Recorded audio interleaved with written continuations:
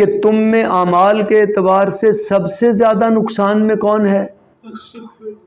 وہ ہے جس کی دنیا میں کی گئی ساری جو صحیح ہے وہ سب کی سب اکارت گئی،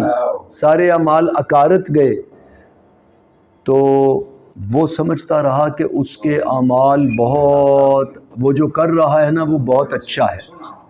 وہ اپنے کاموں کو بہت اچھا سمجھتا رہا اور سمجھتا رہا میں تو بہت اچھے کام کر رہا ہوں،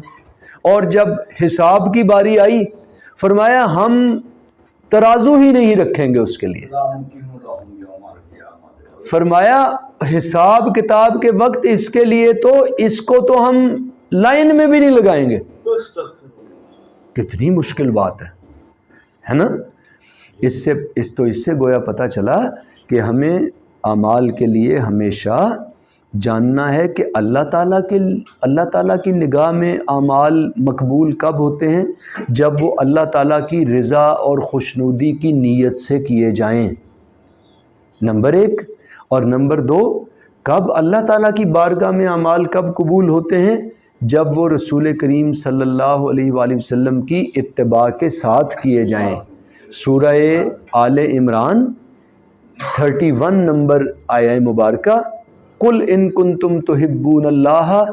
ان سے فرما دیجئے کہ اگر تمہیں اللہ تعالیٰ سے محبت کا دعویٰ ہے فَاتَّبِعُونِی، تو پھر میری اتباع کرو، مجھے فالو کرو، میرے فٹ سٹیپس کو فالو کرو،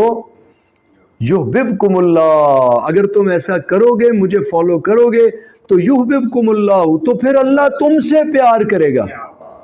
وَيَغْفِرْ لَكُمْ ذُنُوبَكُمْ، پھر اگر کوتاہی سے غلطی سے جان کے تو اتباع کرے گا، جو وہ جان کے کہاں غلطی کرے گا، لیکن پھر اگر کوئی اس سے کمی بیشی ہوگی تو فرمایا وَيَغْفِرْ لَكُمْ ذُنُوبَكُمْ، تو اس کے گناہوں کو معاف کر دیا جائے گا۔ تو یعنی دیکھیں یہ ہے آخرت میں حساب کے وقت کامیابی کا فارمولہ۔